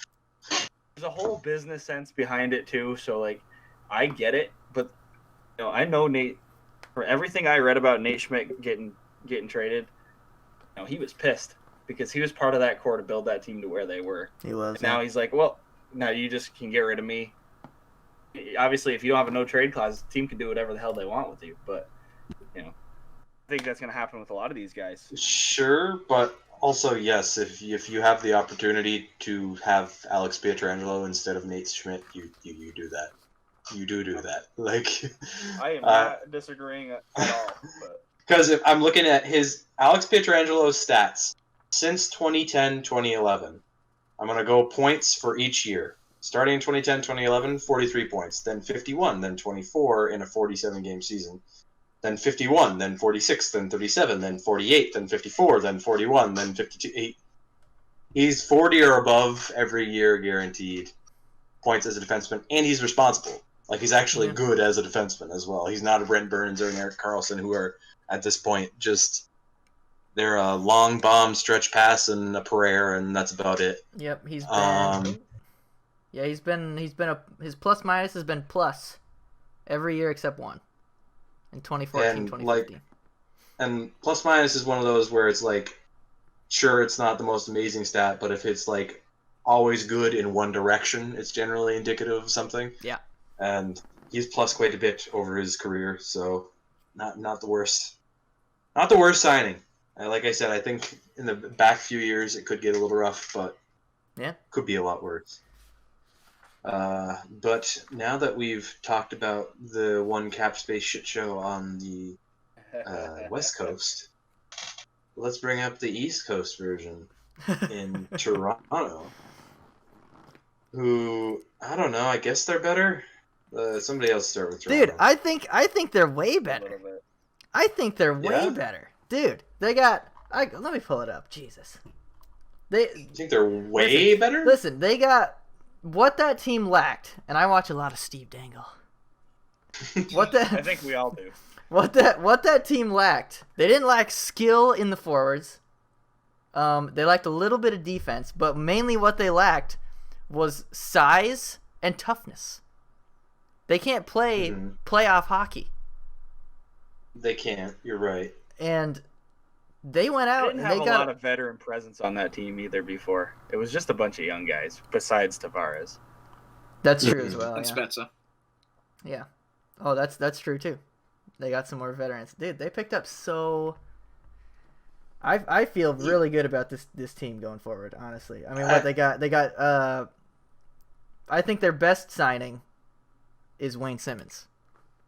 Brings size, toughness. He can still play. And yeah, I mean, sure, but like, does 41-year-old Joe Thornton and then the ghost of Wayne Simmons make this team that has not made it out of the first round with that group of guys that they have? Does it make them this unbeatable team? Like, I don't know. Like, I'm sure it will make them better than they were, but I honestly think that the Brody and VC signings are going to be way more impactful than either of Wayne Simmons or Joe Thornton.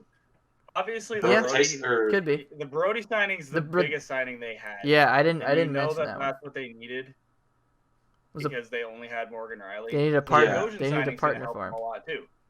Yeah.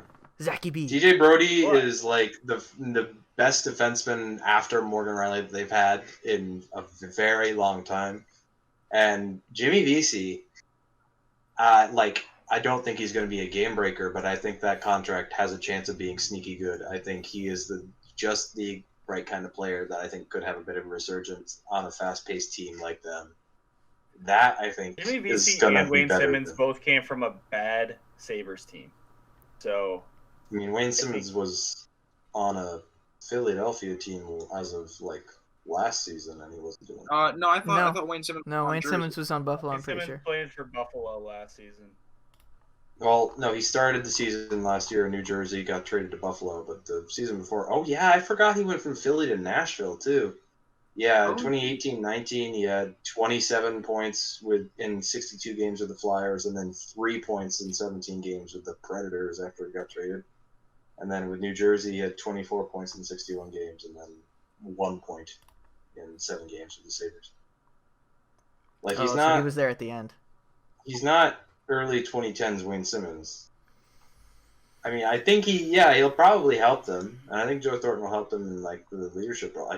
Locker room help. I'm not convinced that a team that couldn't beat the Columbus Blue Jackets in a 5-game series with the offensive firepower that they have, I am not convinced that the 41-year-old Joe Thornton and the ghost of Wayne Simmons is what does it. But that situation is where the Joe Thornton will help, because look, as a Lightning fan, I know what it's like to play. I know what it's like to watch your team play that team. They play such an annoying shutdown, collapse on the net brand of hockey. Yes, it's terrible. You go through long stretches. I know it well because the Habs are just with a slightly more offensive ability. Go through long stretches where you get 0 shots on net, but they don't get any shots either. It's just all neutral zone play, and it's just that'll grind on you, I think, if you're a player. So I think that's where the older, more experienced people, hopefully the more level-headed people, will get them push them through and get them through those Because I feel like if you're playing somebody like that and you've been in the neutral zone for 10 minutes, I think people are likely to try and go for the break, and then if you don't if the pass gets picked off or something, they're on their other way in the odd man rush, and then they make you pay. I got a spicy take, but I don't think the Leafs are making it at home. The biggest issue that Toronto had was defense and their goalie. I don't think Freddie's anything spectacular. I think he's the best. No, he's good. They just don't defend. But I don't know. This year he gets to prove it. If he's really as good a goalie as you think, he's got a defense in front of him that can finally defend. So that's still arguable. No, I mean they got Bogosian. I think they're good. They got Bogosian and Brody. Big Zachy B. Bogosian, Brody. They have Morgan Riley, and they had one other guy there anyway. Yeah, no, they did. They actually did improve their decor, which is something they've been laughable for a few years. They needed to do that since Jake Gardner. Yeah, I mean, Freddie Anderson had a .936 save percentage this year in that 5-game series against the Blue Jackets. I don't think it was Freddie. Yeah, it wasn't him. I don't know. I don't.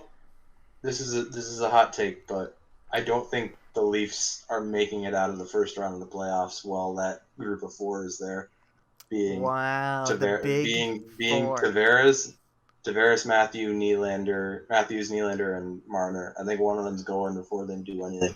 Nylander. He'd be the easiest to trade. Yeah. I don't know if that's I the one think you want to trade. He's though. the best value Yeah. at this point, other than maybe think of any Matthews. Maybe Matthews. Yeah. Matthews is Matthews ridiculous. is pretty sick. Oh, He's a pretty sick player. It annoys me, but he's pretty fucking sick. Eric, I want to ask you something. What do you think your boy Tavares thinks about them bringing in more veteran guys like Thornton and Simmons? How do you think he feels about having the C on his chest and bringing in 2 like legitimate veterans like Thornton and Simmons? First off, Tavares, he ain't my boy. Tavares has not been his boy for some time, Nick. No, that's a good question though. I don't know. To be honest, so I mean maybe it's because I'm an Islanders fan, but like every time when you just the spicy take of those 4 guys and not doing anything past the first round with those 4 guys, when you think who's the veteran there who kind of like still can't power them through? Tavares. I know he is the C, you know, but like I don't know. Realistically, what could you get, and why would you want to trade him? You know, he's probably not the best value, like you guys were saying. But that's the thing. Like, so if you can have Tavares as a veteran and bring Thornton and all these guys in, and you can like you were saying, like push them through, or like you see a noticeable difference in the way they play playoff hockey, then okay. But if you don't, I don't know. I don't know where to go from there for Toronto. Yeah, that's another thing. Defensive responsibility was also something they lack. And I'm pretty sure Jumbo Joe won the Selke Trophy at least once. Really? I'm pretty sure. There was one year where he had like 125 points. I think this was like 2005.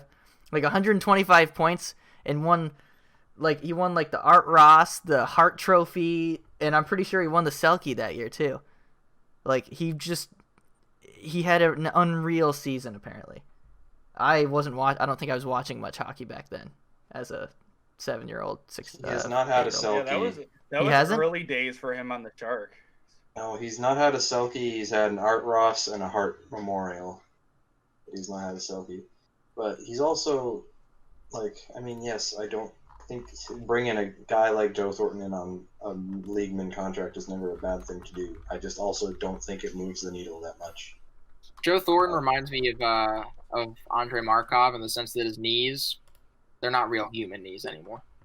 That's what's in there. Exactly, they're Terminator knees. He has not played hockey since March, and he will have not had played hockey since March until this. It'll probably likely be almost a full calendar year since he's played hockey by the time the season starts, because Thornton's playing overseas right now. he is. Oh, that's true. He's playing for HC Davos. Yeah. I forgot about that. And actually, I'm looking at his hockey DB right now. He has a goal and 2 assists in 2 games. So He had an assist in the first game. Yeah. It is the Swiss League, but who knows? I would love to see. Well, actually, no, I wouldn't love to see him do great because then fuck the Leafs. But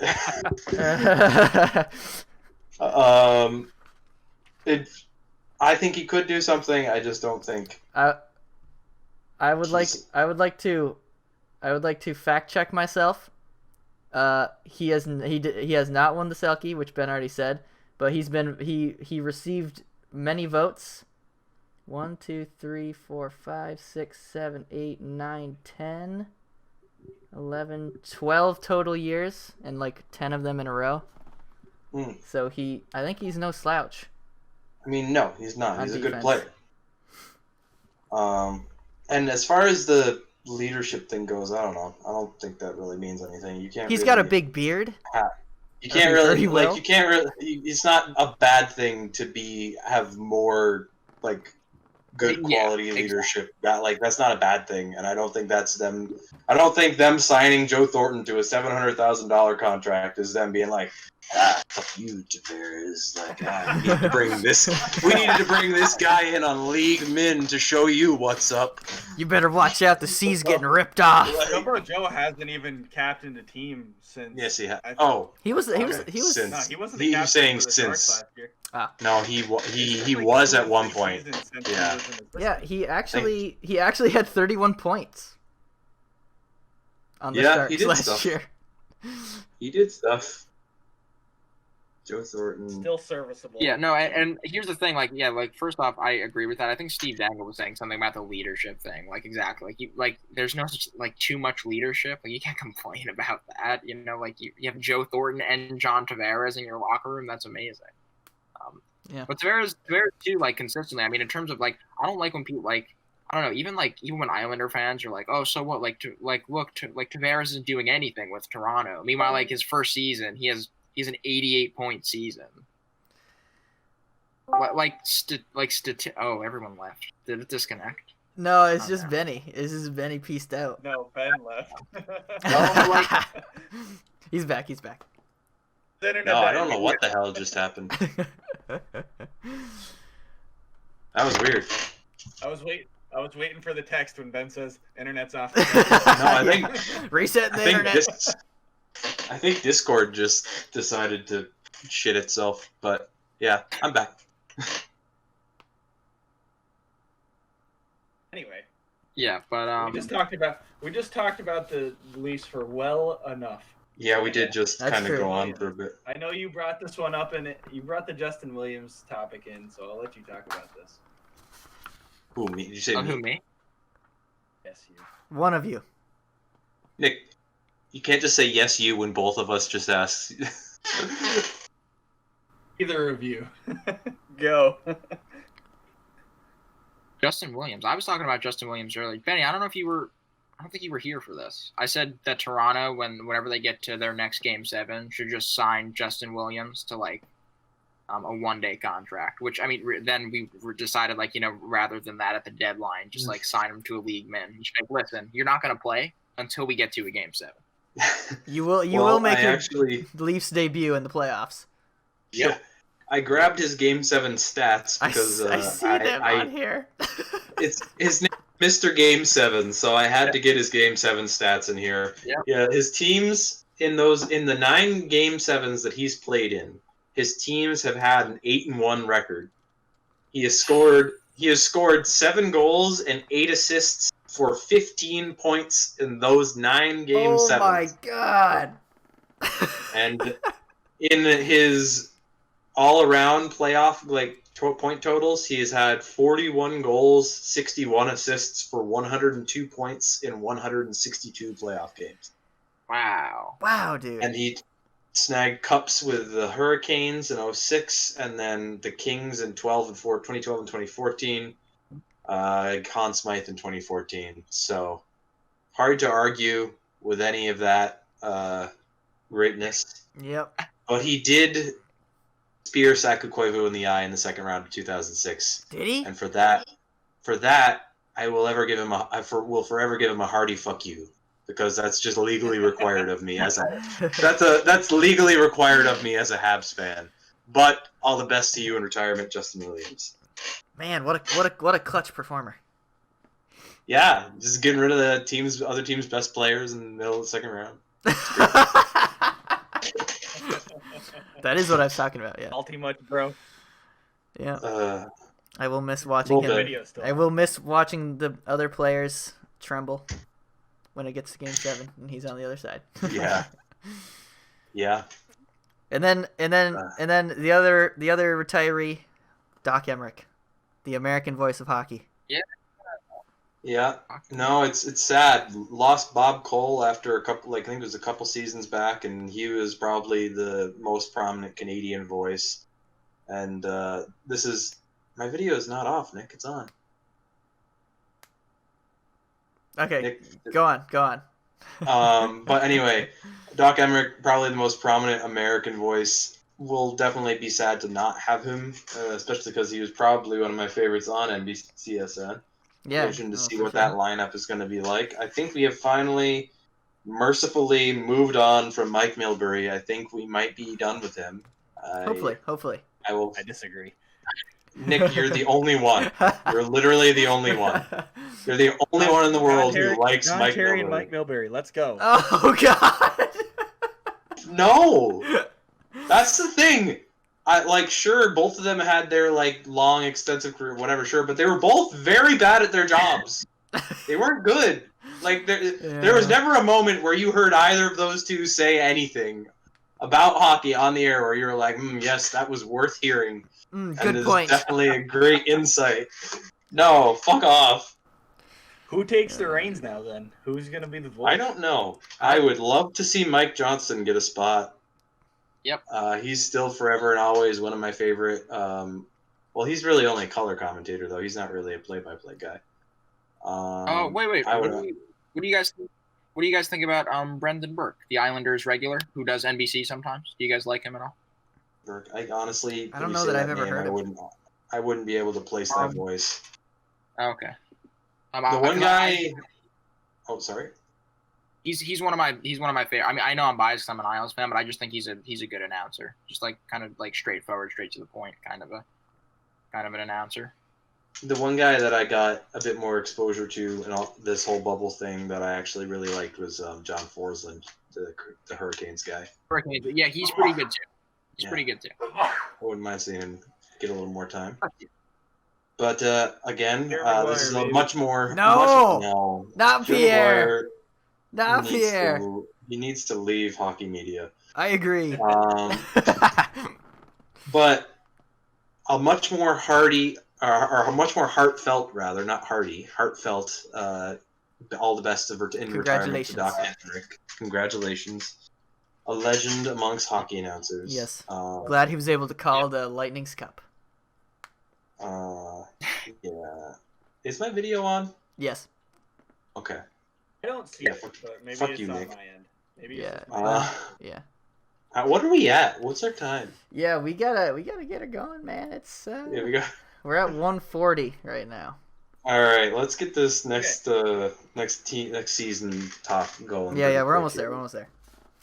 When will it start? Oh God. Is something that I don't even know if we should bother trying to predict at this point. With the way that all of the everything works now.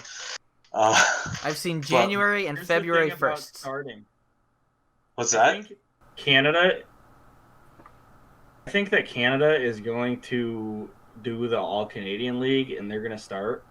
Oh, we're gonna talk about the All Canadian division because I'm excited about that. But yeah, I see that. Okay, well, I don't jump the gun. I think it'll be at the end of January. That's my thought. End of January. End of January. Early February. I mean that. Yeah, I think that's a pretty middle of the ground look. I wouldn't be shocked if, I don't know. It depends on how, because Quebec's not in the best spot COVID wise. It all really does depend on where COVID is at that point in time. But they haven't even really announced what. Able to handle it better, but they haven't really even. The thing is, they haven't even really announced any plans yet. Back in the spring, they had announced by I think it was mid-May they were starting to be talking about oh yeah, the bubble's gonna happen in these cities maybe, and that. But we haven't even heard anything along those lines yet. Any rumblings yet? Yeah, they were outlining their plans. Yeah. Other than the one thing that has come out, I can't remember. I think it was the Vegas owner, Bill Foley, or whatever somebody Foley, who was doing an interview where they asked about seeing Nate Schmidt in competition a lot because they just traded him to Vancouver and they're both Pacific Division teams. And I think his answer was something along the lines of, "Oh, well, they're going to be in the Canadian division," to which everybody was like, "Sir?" And now that rumor has become a little more verified, a little more looking like it might actually happen, which I think would be very fun. So I'm looking at an article right here from the Post yesterday. New York Post wrote this yesterday, and they said that they're still aiming for a January 1 start date. I mean, yeah, that's the date they have put down. They're aiming for it. They're aiming for it. Yeah. I think that was written yesterday. So I think they would very optimistically. they'd had it as December 1st at first, and then they pushed it back to January 1st. It wouldn't. I think my guess would be training camps start January. I think you're going to get a month of training camps in January, sometime early to mid February, start the season. But I honestly would love a Canadian division. That would be so much fun. That would be so much fun. The rivalries that would get spiced up in that season. Could you imagine like Oh. if it was an only Canadian division? Like who's coming out of the Canadian division every year? Like look at all those teams. There's one team that's way above. Well, you got to everybody think else. if there's going to be one more. team that's way I don't. below If you everybody else in the country. which team is way above everybody else? Toronto. I mean, on paper, Toronto. They've never once shown they're able to do a single thing. They might not have even. They didn't make the playoffs this year.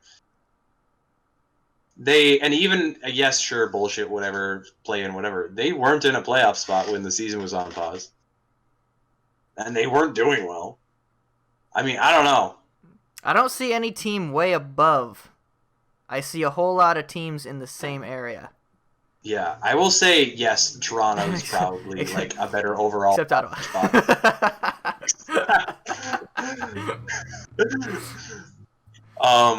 But like of those, Vancouver got worse. Yeah. Calgary did get better, I think. What about the Oilers? What about the frickin' Oilers? The Oilers, I honestly, what did they do? How did they lose to They got Chicago? Mike Smith back. What? Oh, there is that.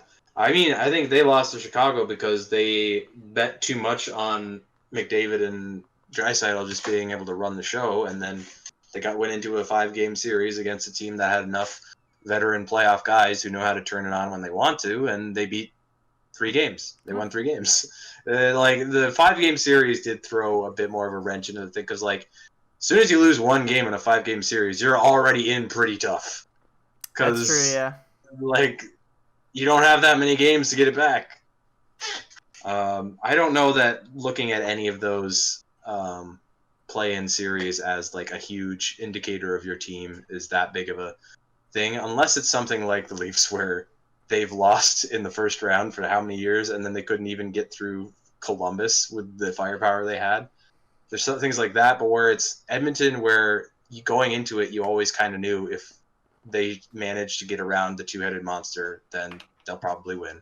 Yeah. And I think that's just going to kind of be like the Draisaitl McDavid can do damage in a regular season. Yes.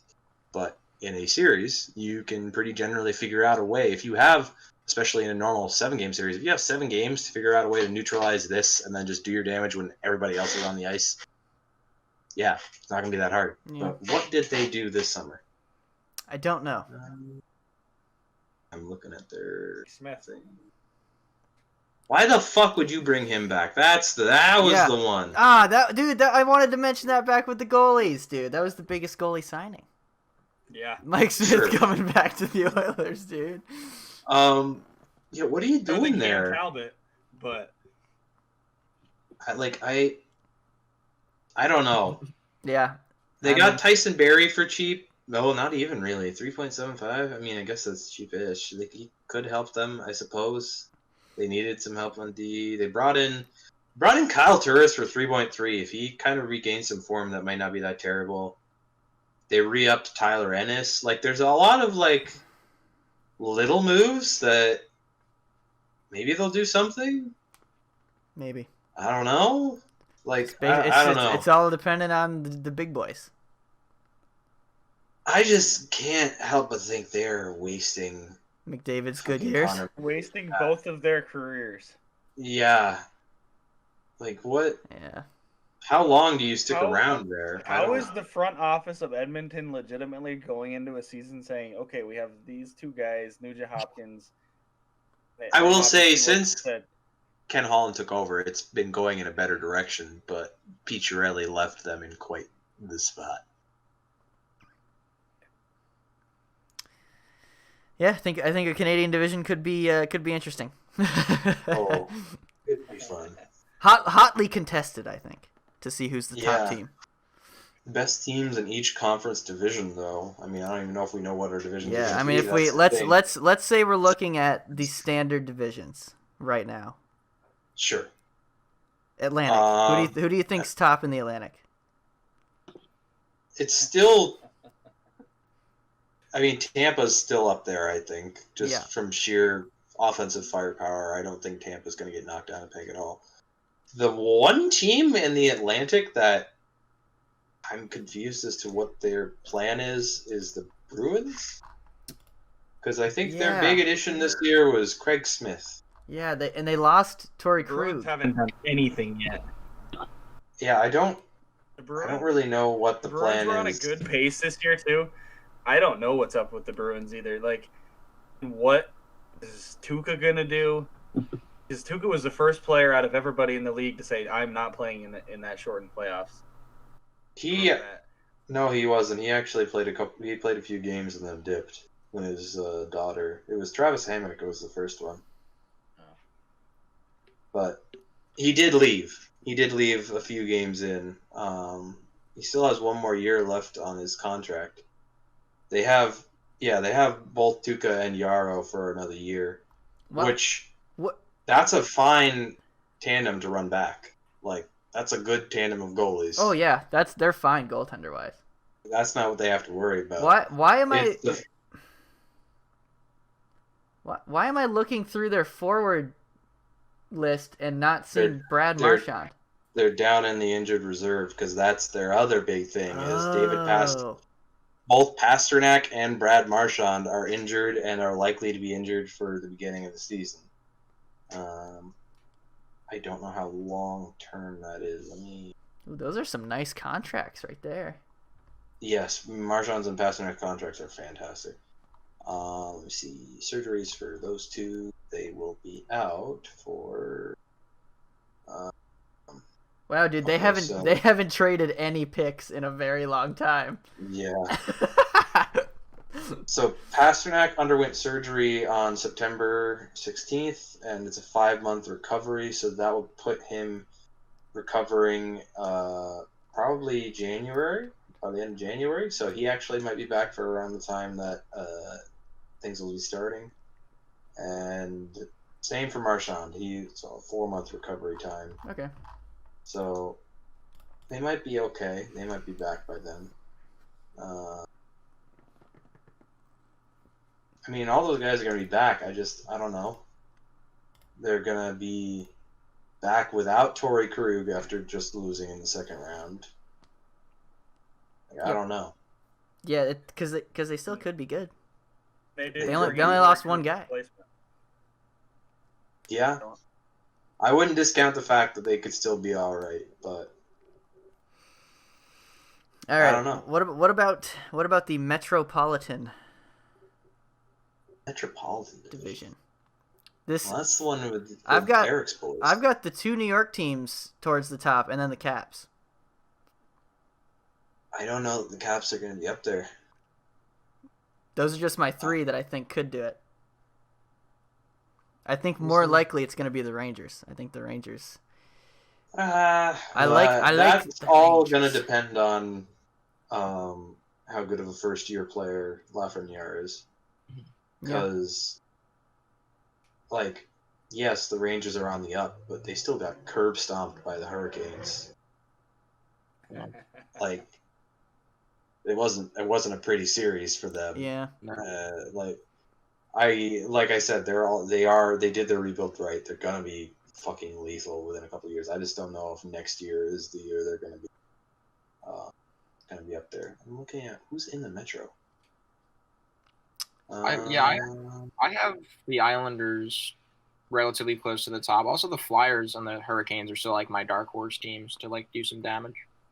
I would say Flyers, Hurricanes, Islanders, and don't sleep on Columbus. Yeah, they're my other. Yeah, Columbus, because they've consistently. Yeah, Mike knows you should never sleep on Columbus. Don't sleep on them. God damn they it. consistently you can't Tortorella's done a pretty good job considering again what he's had to work with. I don't understand how that dude doesn't win the Jack Adams every year. Yeah, that doesn't like, especially this season. The roster he Yeah. had was not anything special. No, it was very unspecial. Oh yeah, they got Max Domi. I forgot about that. They got Max Domi and Mikko Koivu. They solidified up their center. Like, I don't know. Isn't Mikko Koivu like 1,000,000 years old? He's 37. And he's not. Okay, he's that's gonna not be that bad. he's gonna be their third or fourth guy. But then Okay. now that they have that, let's see, for the third or fourth guy, they'll have Boone Jenner down near 3 or 4, and then they got who else do they have at C? Nick Foligno's. Oh well, Max Domi they've already said is gonna be one of their top 2 Cs. Which should serve them well. It's gonna be better than most of the centers they've had. Yeah. And then Pierre-Luc Dubois is, I think, their number 1, which they still have to re-sign him. He's an RFA. Ooh. So, like, they're in a decent spot down the middle for the first time in a while. I don't know. They're just always sneaky, not good, but, like, they're always hella determined. And, like, they may not beat you, but damned if they ain't gonna try their fucking asses off. They will piss you off, is what they will. Yeah. All right, how about the Central? I feel like this is. Yeah, I was gonna say. I feel like That's this just is between two Colorado's teams. world, and we're living in it. But Colorado and Dallas, I think, are the 2 teams. I think Yeah. it's Dallas. Yep. Well, I don't know. I would agree. Because Colorado, I know Colorado was without Landeskog and with like they were without some guys by the end. Guys. Like, yeah. So I get that, Colorado or Dallas. I think Dallas, you know, I think I heard it on SDP the other day. Dallas is built for playoff hockey because they're so big. Yep. So big. Fucking Colorado was already.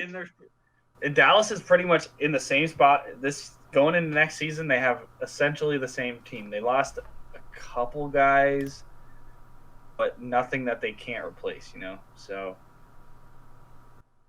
Yeah, but Colorado? to your point, Colorado was missing some of the big guys, and they just added Brandon Saad just for funsies. I don't know. I think Colorado. Goal for Colorado. That is their one. That's like where they're weak, right?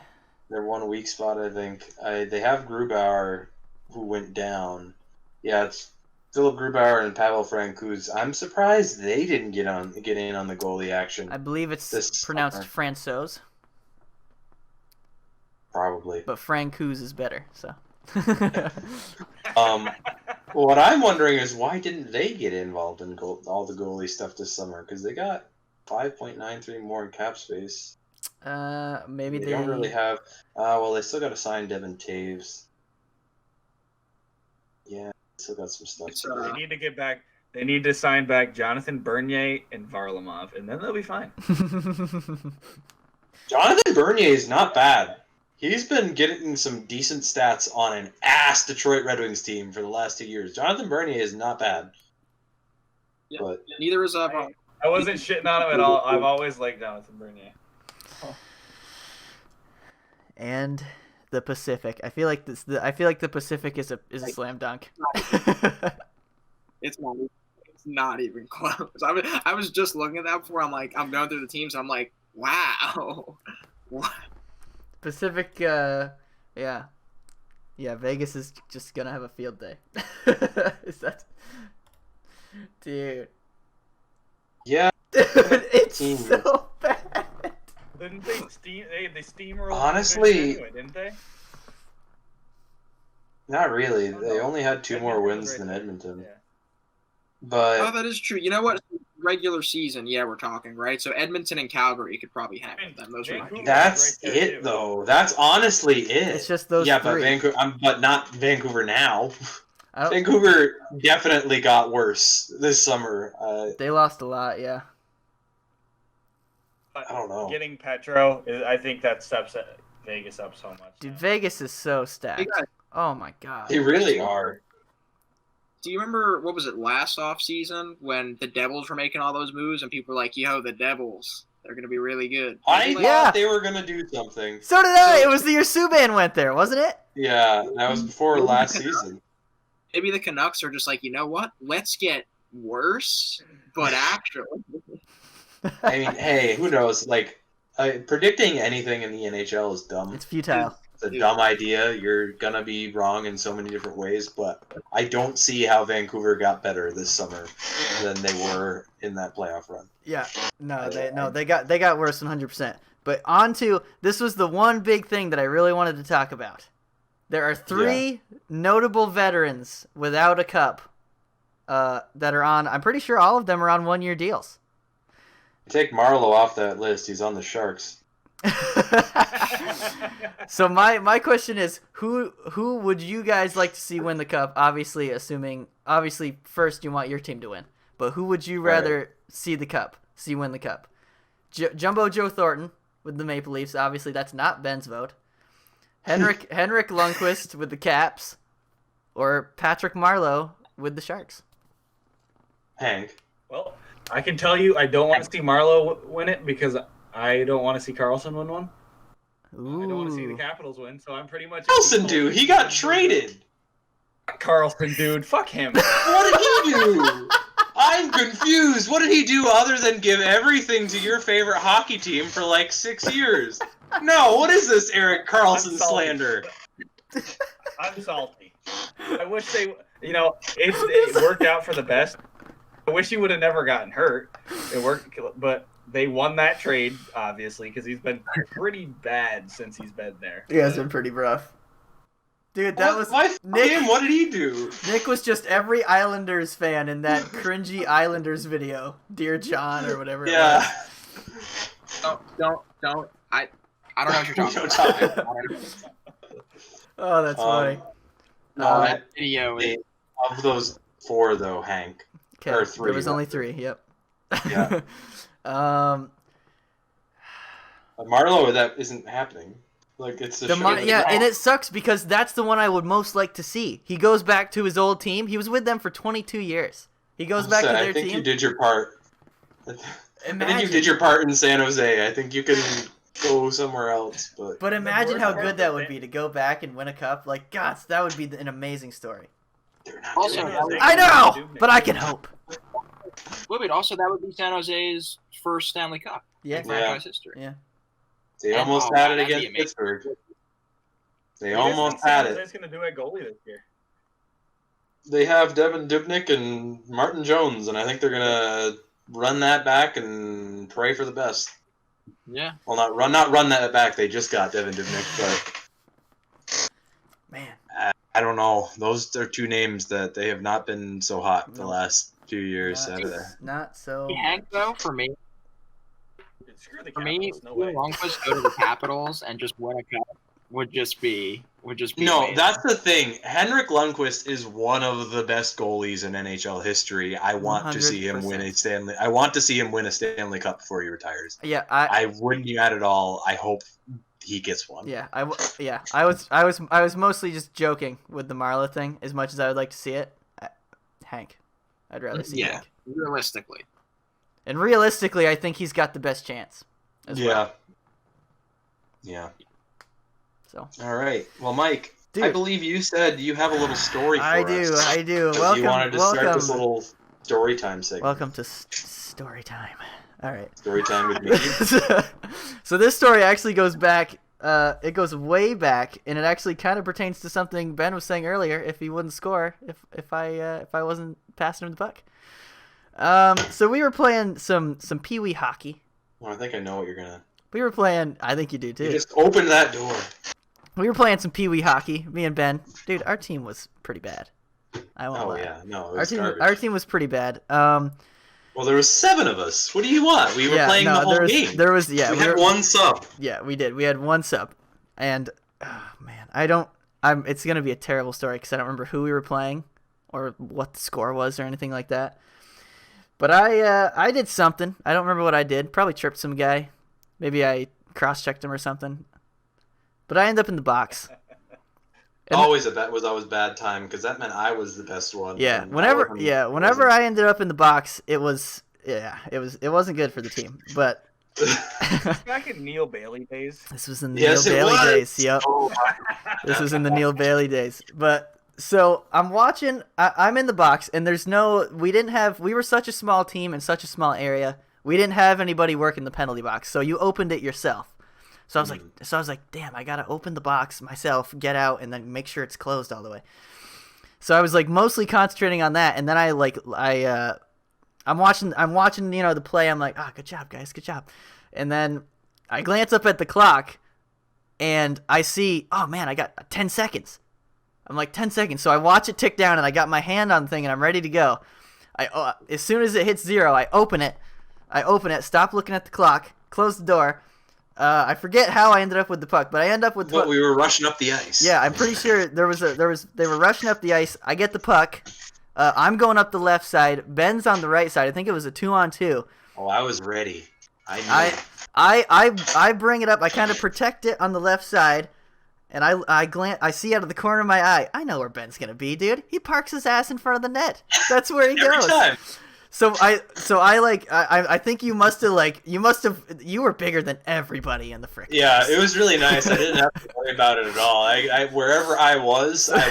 So Ben skates to the front of the net, and thankfully he stops, and he just the child that was trying to stay with him gets bumped out of the way, and I just get it perfect pass over because I know what to do to make Ben score.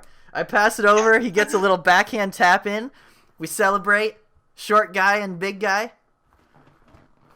It was great. It was an incredible goal, an incredible situation. Beautiful play, really. And then don't we look at the clock? And didn't I jump on the ice a minute early? He was just looking at the seconds. I was only looking at the seconds.